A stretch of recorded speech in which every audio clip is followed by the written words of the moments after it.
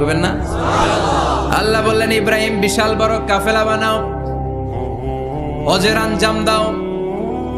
সাইয়েদনা ইব্রাহিম বললেন আল্লাহ দুদুমরু প্রান্তর, জনমানব শূন্য, মানুষ নাই, পাখি নাই, কেউ নাই, কিভাবে আমি হজের আঞ্জাম দেব? আল্লাহ বললেন ইব্রাহিম হজ প্রোগ্রামের ম্যানেজারগিরি করতে চাইলে 3টা পেশা তোমাকে বেছে নিতে হবে। কয়টা? এই 3টা পেশা এর সমন্বয়ে তুমি হজের প্রোগ্রামের আঞ্জাম দিতে পারবে। পেশা নাম্বার 1 তোমার রাজমিস্ত্রির কাজ করতে হবে। পেশা নাম্বার 2 তোমার ঝাড়ুদারগিরির কাজ করতে হবে। পেশা নাম্বার 3 তোমার মুয়াজ্জিনগিরি করতে হবে। সুবহানাল্লাহ কইবেন না? وَإِذْ يَرْفَعُ إِبْرَاهِيمُ الْقَوَاعِدَ مِنَ الْبَيْتِ وَإِسْمَاعِيلُ رَبَّنَا تَقَبَّلْ مِنَّا إِنَّكَ أَنْتَ السَّمِيعُ الْعَلِيمُ। সাইয়েদনা ইব্রাহিম আর কলেজের টুকরা সন্তান ইসমাইলকে নিয়ে রাজমিস্ত্রির কাজ শুরু করে দিলেন। আল্লাহু আকবার। কাবা ঘর ভেঙে চুরমার, বাপ বেটা মিলে রাজমিস্ত্রির কাজ, পাথর কেটে কেটে বাপ বেটা মিলে কাবা ঘর বানায়। পেশা নাম্বার 1 শেষ। পেশা নাম্বার 2 ঝাড়ুদারগিরি। আল্লাহ বললেন তাহহিরা বাইতিয়া লিত-তাইফিনা ওয়াল-আকিফিনা ওয়ার-রুকআইস সুজুদ। আল্লাহ বললেন তাহহিরা পরিষ্কার করো মানে ঝাড়ু দাও, বাইতি আমার কাবা ঘর, লিত-তাইফিনা তাওয়াফকারীদের জন্য, ওয়াল-আকিফিনা ইতিকাফকারীদের জন্য, ওয়ার-রুকআইস সুজুদ রুকুকারীদের জন্য, সিজদাকারীদের জন্য। ঝাড়ু দাও। বাপ বেটার রাজমিস্ত্রিগিরি শেষ, এবার ঝাড়ুদারগিরি শুরু। সুবহানাল্লাহ বলেন। এরপর আল্লাহ বললেন 3 নম্বরে মুয়াজ্জিনগিরির কাজ করো। ওয়াআযিন ফিন-নাসি বিল-হাজ্জি ইয়াতুকা রিজালাও ওয়া আলা কুল্লি দামিরি ইয়াতিনা মিন কুল্লি ফাজ্জিন আমিক। সুবহানাল্লাহ পড়েন। ও ইব্রাহিম আযান দাও। আযান মানে ঘোষণা। তুমি হজের ঘোষণা দাও, মানুষদের ডেকে বলো আল্লাহ ঘর বানিয়েছেন, এই ঘরে তোমরা হজ করতে আসো। সাইয়েদনা ইব্রাহিম বললেন আল্লাহ আমি আর আমার পোলা ছাড়া কেউ নাই। কেউ আছে? মানুষ নাই, আপনারা কেউ নাই, আমি কার সামনে আযান দেব? আমি কার সামনে ঘোষণা দেব? আল্লাহ মানুষ নাই, প্রাণী নাই, পাখি নাই, দৃশ্যমান কিছু নাই, কোথায় আমি ঘোষণা দেব? আল্লাহ বললেন দাঁড়াও, দাঁড়িয়ে তুমি আজান দাও, ঘোষণা দাও। তোমার এই আজানের আওয়াজটা গোটা বিশ্বের সব মানুষের কানের ভেতরে আমি আল্লাহ পৌঁছে দেব। আযিন ফিন-নাস বিল-হজ্জ, হজের আজান দাও। উনি আজান দিলেন আইয়ুহান নাস ইত্তাখাযাল্লাহু বাইতান ফাহুজ্জু। আল্লাহ একটা ঘর বানিয়েছে, যাদের সামর্থ্য আছে হজে আসো। সুবহানাল্লাহ পড়েন। তৎকালীন সময় গোটা বিশ্বে যারা ছিল সবার কানের ভেতরে এই ঘোষণাটা মানে এই আজানটা পৌঁছে দিয়েছে কে? আমরা তখন ছিলাম পৃথিবীতে? কই ছিলাম? ফি আলামিল আরওয়াহ, রূহের জগতে। রূহের জগতেও আল্লাহ তাআলা আমাদের কানে পৌঁছে দিয়েছেন। রূহের জগতে থেকে এই আজান শুনে আমরা যারা লাব্বাইক বলার সুযোগ পেয়েছি তাদেরকে এই দুনিয়াতে হজের নসিব আল্লাহ করে দিবেন। তার মানে হজ প্রোগ্রামের ম্যানেজার। সুবহানাল্লাহ পড়েন। পরীক্ষা কারে কয়? কত প্রকার ও কি কি।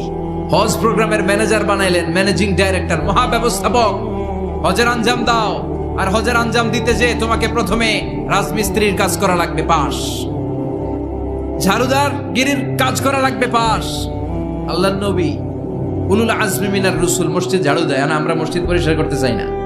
আছে না নাই? বালু দেখলেই মুয়াজ্জিনের গালি, মসজিদে ময়লা দেখলেই খাদেমের 14 গোষ্ঠী উদ্ধার করে ছাড়ে, আর নিজে পশ্চিম দিকে পড়ে আসারও খায় না। আছে না নাই?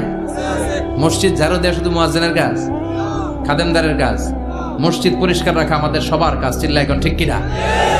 যাদের অন্তরে জ্বালা যন্ত্রণা, যাদের দোয়া কবুল হয় না, আপনি মসজিদ ঝাড়ু দিয়ে দেখেন মুহূর্তে দোয়া কবুল হয়ে যাবে। অন্তরের জ্বালা যন্ত্রণা দূর হয়ে যাবে, অন্তরের অহংকার নিমিষে কেটে যাবে। তার মানে আল্লাহ বললেন রাজমিস্ত্রি হও, সেটাও হলেন, ঝাড়ুদার হও, সেটাও হলেন, আজান দাও, সেটাও হলেন। তার মানে হজের যে পরীক্ষা নিলেন এটাতেও 4টা ভয়ঙ্কর পরীক্ষা নিলেন, 4টাতে পাস। পরীক্ষা নাম্বার 5। আল্লাহ বললেন ইব্রাহিম বয়স কত? সাইয়েদনা ইব্রাহিম বললেন 80 বছর। আল্লাহ বললেন নিজ হাতে নিজের সুন্নাতে খাতনা সেরে দাও। সহিহ বুখারীর বর্ণনা, ইখতাতানা সাইয়েদনা ইব্রাহিম আলাইহিস সালাম ওয়া হুয়া ইবনু 80 সানা বিল কাদুম। বুখারীর বর্ণনা 80 বছর বয়সে কুঠার দিয়ে লজ্জাস্থানের সামনের চামড়াটা কেটে নিজ হাতে নিজের সুন্নাতে খাতনা সেরেছেন। এমনি এমনি আল্লাহর প্রিয় হন নাই, এমনি এমনি গোটা বিশ্বের মানুষদের লিডার হন নাই। পরীক্ষার পর পরীক্ষা দিয়ে তিনি আল্লাহর সম্মানের চেয়ারে আসীন হয়েছেন। চিল্লায় বলেন ঠিক কিনা? এজন্য আল্লাহ বললেন ওয়াইয ইবতালা ইব্রাহিমা রাব্বুহু বিকালিমাতিন ফাআতাম্মাহুন্না ক্বালা ইন্নী জাঈলুকা লিন-নাসি ইমামা। ও নবী, স্মরণ করুন সেই সময়ের কথা যখন আমি আমার খলিল ইব্রাহিমকে অনেকগুলো পরীক্ষা নিয়েছিলাম, আর প্রতিটি পরীক্ষায় আমার খলিল সফলতার সাথে উত্তীর্ণ হয়েছিল। ফলাফল স্বরূপ আমি ইব্রাহিমকে জানিয়ে দিলাম, যাও ইব্রাহিম, গোটা বিশ্বের মানুষের জন্য তোমার নেতা বানাইয়া দিলাম।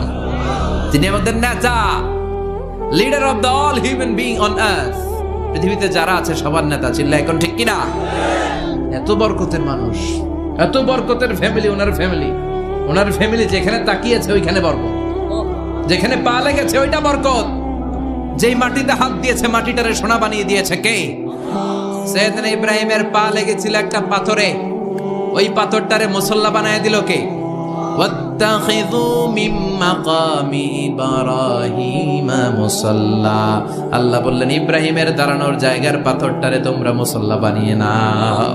কি বরকতের জায়গা! প্রতিদিন 120টা রহমত নাজিল হয় এই কাবা ঘরকে কেন্দ্র করে।